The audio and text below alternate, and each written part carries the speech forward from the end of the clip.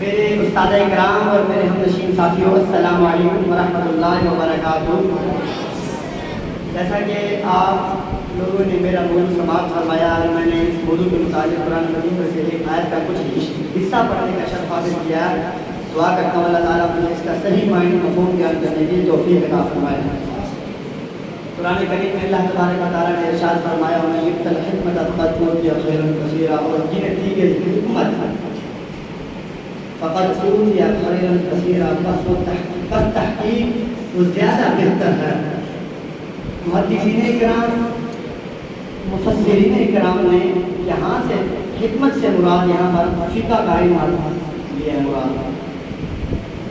حدیث پاک ہے، حضور صلی اللہ علیہ وسلم نے ارشاد فرمایا کہ اللہ پاک جس کے ساتھ بھلائی کا ارادہ فرماتا ہے اسے فقہ کا علم یعنی کہ دین کا علم دے دیتا ہے، اور میں تقسیم کرنے والا ہوں اور اللہ تعالیٰ دینے والا ہے۔ مجھ سے پہلے شاہ صاحب بیان فرما رہے تھے کہ عالم دین کا مرتبہ، تو میں کچھ اور وضاحت کر اجازت چاہوں گا کہ خیرًا کثیرا اللہ تبارک و تعالیٰ نے ارشاد فرمایا جنہیں دی گئی حکمت اللہ تعالیٰ خود دیتا ہے۔ پھر یہ سرکار نے فرمایا کہ اللہ تعالیٰ جس کے ساتھ بھلائی کا ارادہ فرماتا ہے اسے دین کی سمجھ دیتا ہے، یعنی کہ حکمت سے مراد یہاں پر فقہ کا علم لیا گیا، دین کی سمجھ دی گئی، یعنی کہ اللہ پاک خود فرما رہا ہے کہ جنہیں دی گئی حکمت بس وہ زیادہ بہتر ہے۔ اللہ تعالیٰ نے یہ نہیں کہا کہ جس کو جج بنا دیا یا وکیل بنا دیا تو وہ زیادہ بہتر ہے، کہا نہیں، جسے حکمت دی گئی یعنی کہ جسے دین کا علم دیا گیا۔ بنی اسرائیل کا ایک واقعہ ہے کہ بادشاہ تھا جو جادوگر سے اپنی حکومت کروایا کرتا تھا۔ وہ جادوگر بہت ضعیف ہوا تو اس نے بادشاہ کو کہا کہ اب آپ ایک بندہ دو، ایک لڑکا دو جسے میں یہ جادو سکھاؤں تاکہ آپ کی حکومت قائم رہے۔ اس بادشاہ نے پورے ملک میں سے ایک بچے کو چڑھتی جوانی والا 13 سے 14 سال کا اس جادوگر کو کہا کہ آپ اس کو سکھایا کرو، اور اس بچے کو کہا آپ ہر روز جا کے اس سے جادو سیکھا کرو۔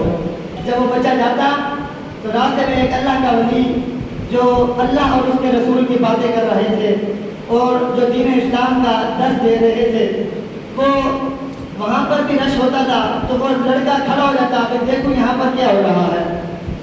اسے اللہ اور اس کے رسول کی باتیں اچھی لگنے لگی۔ یہاں پر میں ایک بات کر رہا ہوں کہ جس کے دل میں اللہ پاک ایمان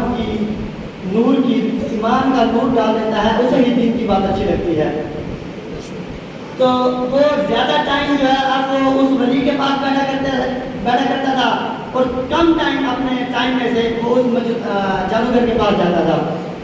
تو وہ اس ولی نے اس بچے سے پوچھا بھائی آپ یہاں پر آتے ہو، تو اس نے سارا قصہ سنایا۔ تو اس ولی نے اسلام کی دعوت دی تو اس نے کہا اچھا، تو وہ چلا گیا۔ راستے میں ایک بہت بڑا سانپ آیا تو اس نے ایک پتھر اٹھا کر کہا اگر وہ یا اللہ اگر وہ مجنون صحیح ہے تو اس کو مار دے، اور پتھر پھینکا تو نہ مرا سانپ۔ دوسری بار اس نے پتھر اٹھایا، کہا اللہ اگر وہ تیرا ولی سچا ہے، تو سچا ہے، تیرا اسلام سچا ہے تو اس کو مار دے۔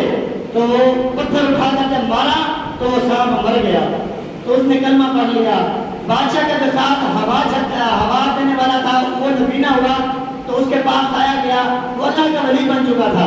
اس قدر اس نے علم حاصل کیا، اس پر عمل کیا کہ وہ اللہ کا ولی بن چکا تھا۔ یہاں پر علماء فرماتے ہیں اگر کوئی بندہ چڑھتی جوانی والا علم حاصل کرے، اس کے بعد عمل کرے، اللہ اور اس کی رضا کی خاطر ہر کام کرے تو وہ بھی اللہ کا ولی بن جاتا ہے۔ اللہ کا ولی اللہ کا قرب حاصل کرنے کے لیے یہ ضروری نہیں کہ تعلیم سفید ہو جائے اور ہاتھ میں چھوٹی آ جائے پھر جا کر بندہ اللہ کا ولی بنتا ہے، نہیں۔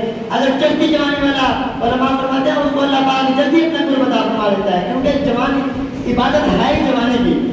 تو اس نے آنکھوں پر ہاتھ رکھا، کہا اللہ پاک اس کو ٹھیک فرما دے، تو وہ ٹھیک ہو گیا۔ بادشاہ کو یہ بات پتہ چلی، بادشاہ نے دو بندوں کو کہا اس بچے کو لے جاؤ اور بڑی ساری چونٹی کے اوپر کھڑا کر اس کو دھکا دے دو۔ تو جب اس کو دھکا دینے لگے، یہ اللہ کی ولی کی بات سننا، جب اس کو دھکا دینے لگے یہ نہیں کہا یا اللہ میں تیرا بندہ ہوں یہ مجھے مار رہے ہیں ان کو مار دے، یہ نہیں کہا میں تو نماز پڑھتا ہوں، میں تو تہجد گزار ہوں، میں تو عالم ہوں، اس کو مار دے، یوں نہیں کہا یا اللہ اپنے لیے کہ کیا کہا اپنے لیے یا اللہ انہیں اپنی قدرت کے جلوے دکھا.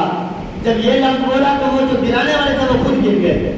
پھر وہ جو ولی تھے اللہ کے وہ دوبارہ بادشاہ کے پاس آ گئے. وہ ڈر کر بیٹھ نہیں گئے کہ میں گھر میں بیٹھ جاؤں اب بادشاہ میرے پیچھے پڑ گیا. نہیں, جو ہے وہ بادشاہ کے پاس گیا, کہا بادشاہ میں بچ گیا ہوں. بادشاہ نے پھر 2 بندے بھیجے, جاؤ اس کو سمندر کے بیچ میں گرا دو. پھر جب گئے تو گرانے لگے تب بھی اس نے یہی بات کی اللہ کے ولی نے, یا اللہ میرے لیے نہیں اپنے لیے اپنی قدرت کے جلوے دکھا. تو وہ جو گرانے لگے وہ پھر دوبارہ دریا میں گر گئے. وہ صحیح سلامت اللہ کا ولی دربار میں آ کے بادشاہ کے کھڑا ہو گیا, کہا ابھی میں زندہ ہوں. تو بادشاہ نے کہا پتہ نہیں یہ کیسے میرے سر لگ گیا, یہ کیسے مرے گا. اب وہ ولی کہہ رہا ہے اب میں بتاؤں میں کیسے مروں گا. کیا ولی خود کہہ رہا ہے میں بتاؤں میں کیسے مروں گا. یہ نہیں کہا چھوڑو بادشاہ میں اللہ کا ولی ہوں, اب تم میرے جو ہے نا میرے آگے پیچھے گھومو, اب جو ہے نا مجھے میری زندگی کو بخش دو. نہیں, کہا میں بتاتا ہوں میں کیسے مروں گا. کہا پورے ملک کو اکٹھا کر, ایک درخت کے اوپر مجھے باندھ دے, درخت کے نیچے, اور پھر کچھ تیر چلاتے ہوئے تو کہے اللہ کے لیے میں تجھے مار رہا ہوں, میں مر جاؤں گا. تو اس بادشاہ نے ایسے ہی کیا, پورے ملک کو اکٹھا کیا. اس نے تیر جب چلانے لگا کہا اللہ کے لیے میں اس کو مار رہا ہوں. جب تیر اس کو لگا تو وہ اللہ کا ولی فوت ہو گیا. یہاں پر معلوم ہوا جو اللہ کا ولی ہوتا ہے وہ اپنی جان اللہ پر دیتا ہے.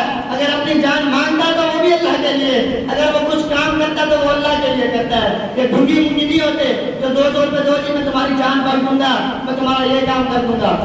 تو جب وہ اس اللہ کے ولی کو جب تیر لگا تو وہ فوت ہوا تو پورے ملک نے جو دیکھنے والے تھے سب نے کلمہ پڑھ لیا.